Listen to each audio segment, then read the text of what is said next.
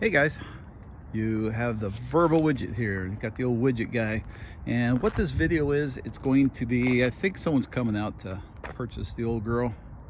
Sad times for sure. But what this is, just kind of an impression on the bike. Um, I picked this thing up specifically just to do a trip on it. I really didn't plan on keeping it. It's a 2015 Vstrom 650 XT, the adventure model. So with the adventure model, you get the luggage, which is nice. Comes with the factory racks, and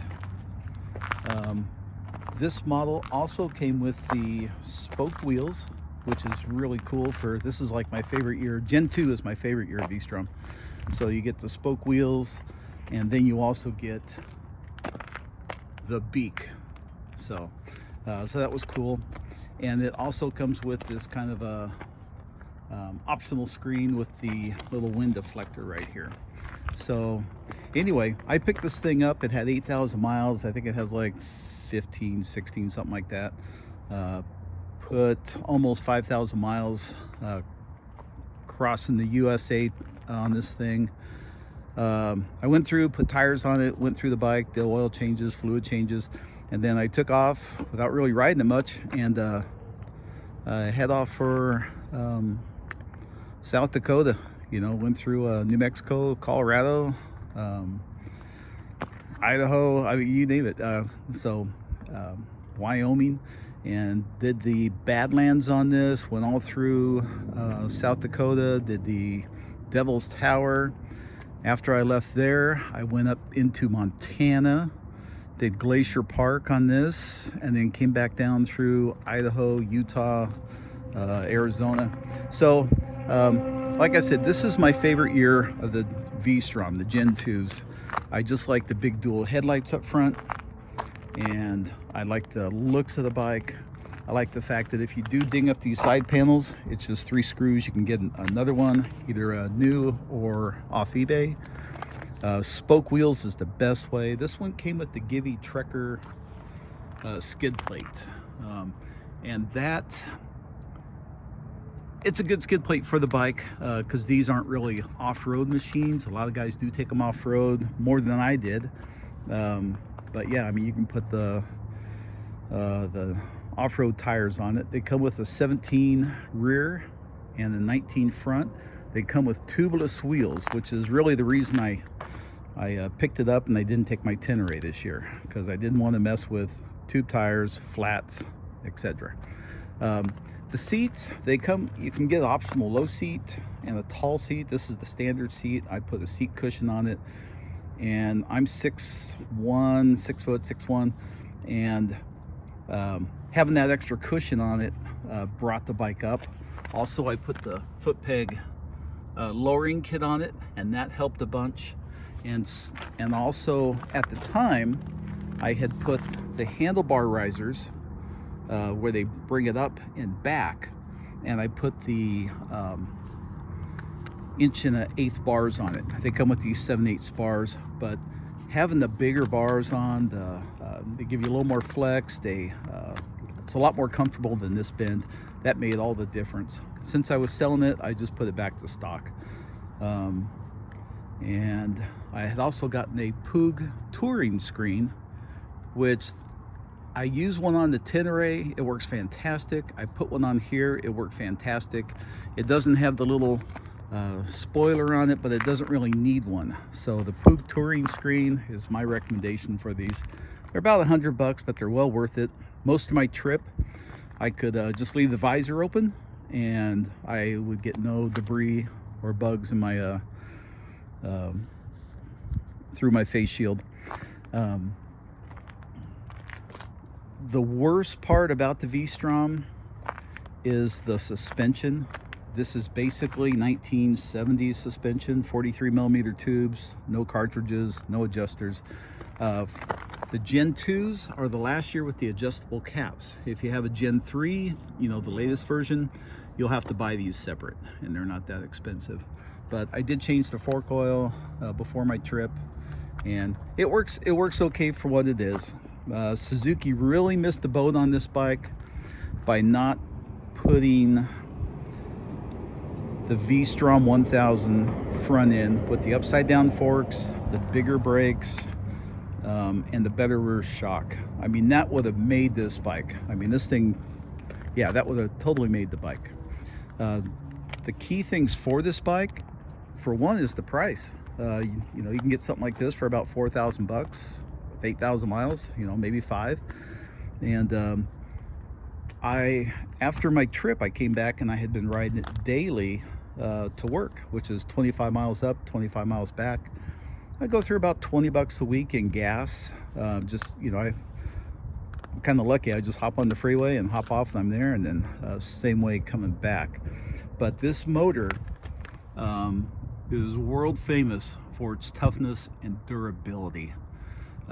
It starts right up. It takes about 2.5 quarts of oil. The oil filter sits right there, which is a good reason you want to have a skid plate, because the oil filter is, wait for it, it's down in there. There it is. The brakes are fine, they're okay. If you can find one, try and find one with the Adventure pack, where it's got the factory luggage. It's all keyed. And on this side, they give you this huge, I think it's like a 10 by 19 box, and I think these are like a 9-inch by 19 box. But these are great. They come with the rack, which is nice. They come with the handrails built into the rack, which is nice. The Adventure models, I believe, come with the crash bars here. And yeah, they're just a great machine. One thing I do like about it is the narrowness of the bike. You know, you sit on it and your knees get tucked in. It's just a really comfortable bike, and you know, just great to spend time on. It's low enough to where you just throw a leg over it and hop on, and yeah, this thing would shoot me home in no time at all. The other thing on these bikes is they're smooth. The motor's been around forever. Suzuki's really got the motor drivetrain figured out. It's almost like an electric sound, where you can't really hear, you know, the motor too much when you're riding. You know, it's got the stock exhaust. You know, the tubeless tires, you get a flat, you plug it, you go, and off and running. The gas tank on these things is like 5.3 gallons. You can do about 200 miles comfortably on them. And the mileage depends on the conditions you're riding. If you're in the wind, I had some really bad winds this year in South Dakota. If you're in the winds, and if you got the luggage, because you can see how much it kind of hangs over, especially this bigger side over here. If you got the luggage and got it weighted down, you can get down into the upper 30s. But for most of your flight planning with this bike, just figure on 40, 50 miles to the gallon. You know, if you're commuting, you know, upper 40s into the 52s, you know, so into the low 50s is commonplace. The other good thing about this, unlike some of the other bikes, like the Tenere, the Vstrom 1000, 1050, this runs on regular gas. You know, the other ones require a premium fuel. So it's kind of nice. You just put the cheap gas in it, and I mean, this thing's just a workhorse. It's just a joy to ride. And going back to the mileage, the wind and stuff, these things will run. I mean, I ran at 75, 80 miles an hour all day long, you know, and they'll do that consistently with the load and with my 215 pounds. Yeah, they'll do it all day long. The other good thing about this is, or the thing you have to watch out about, is I ran into problems just a few times, but it made me realize I wasn't on the bigger Vstrom 1000, 1050, is if you're trying to make a pass, it's uphill, you're loaded, just give yourself a little bit more room to do that pass. It'll do it. You know, you shift down and it'll do it, but it's not going to be a rocket ship about it. Even the Tenere is way better on that. The other thing, like handling, this thing's a dream. I mean, it'll carve through the mountain roads. It'll poke its way through a parking lot or a forest road. It's just a sure-footed beast. Like I said, it's just a joy to ride. If I didn't have to sell it, I would just keep it and ride it until it couldn't go anymore. But yeah, I have other things going on. So let me see what else I have on this thing. And the other thing is, like, I have one video up on this bike where I knocked just short of 1,000 miles. I mean, if you want to crunch the miles with the big gas tank and the comfort factor, if you get the bike set up for you, it'll do it. You could iron butt this thing all day long, or you could just run up. And I've actually just run to the store and used the boxes to pick up some groceries. You know, it's kind of a do-all bike.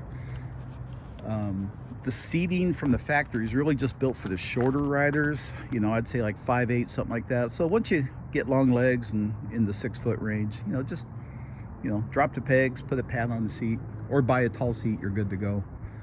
The gearbox, smooth as butter. I'm running the Castrol Activio 1040 oil. Yeah, the gearbox just shifts effortlessly, doesn't make any noise. Very few missed shifts. If I miss a shift, it's my fault, not the bike's. You know, oil filters, I can get those at Walmart, AutoZone, the dealer. I mean, they're really common. So if you're out on the road and stuff, you know, if you have the skid plate off, you can do an oil change pretty darn quick. And the oil filters are readily available. It's not like you have to track down the dealer. This bike doesn't have a center stand. It didn't come with one, but I would recommend it because it's good for the chain adjustment. It's also good for lubing the chain and stuff. I would have to, you know, roll it. I would spray, roll, and that does it. But a center stand I would recommend. And on the center stands, there's factory, which is what you should buy, and then there's aftermarket, because aftermarket, I've heard that they break, they crack, and for about $100 more, they're about $250 for a factory one on eBay. It's just not worth the hassle of not having one. Like I said, one of the main things, these had one recall when they first came out, 2012, and that was if you ran both headlights like on high beams, or if you ran high beams, because both headlights come on, it would actually pop a circuit breaker. So then they put a relay in there. If you go with the LED, they're an H4 bulb. They're about 20 bucks a piece. Get them on Amazon. If you go with the LED bulbs, this thing just has, it's a flamethrower. I mean, you have this big headlight area, and then just put a regular LED bulb and the tail light, stop light, and yeah, you've upgraded the lighting. And then also you can get these little number 10 marker lights, and yeah, and the thing, it's just really good night vision, night riding bike. I always seem to be out after dark. It seems like I can never get to where I want to get when I'm supposed to. So having good lighting is crucial. I mean, this has better lighting than a lot of the new bikes, the new Suzukis with the one single projector or dual projectors.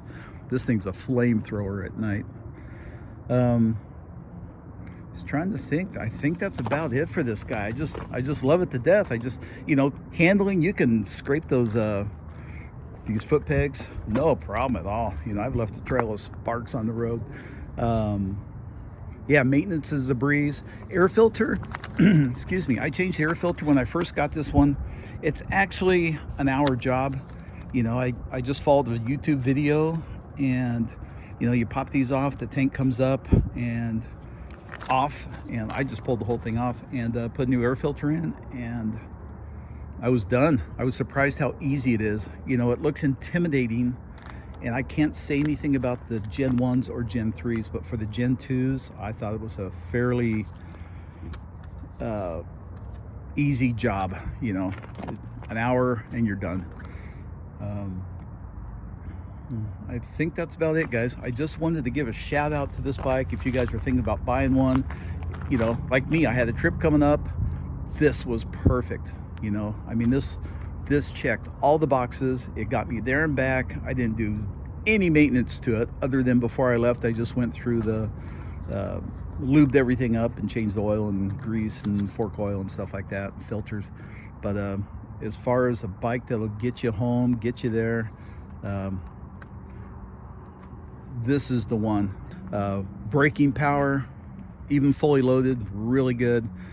God, I had this thing on so many mountain twisty roads, up hills, down hills, up 10, 12,000 feet, back down the other side of the hill. No sign of brake fade, gearbox shifted good, everything was just a joy. It made the trip way better than it should have.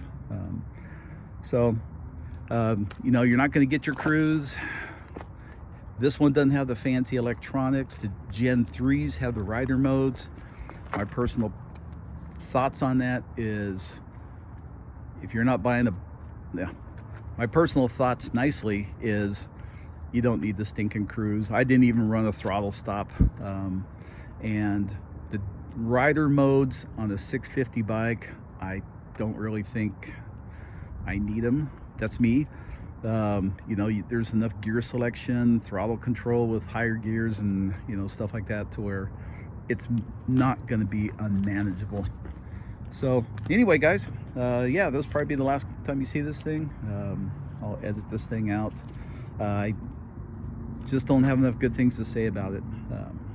If you want something that's going to cover all the boxes, get you home, get you to work, Vstrom 650. I like the Gen 2s, but all the Gens are good.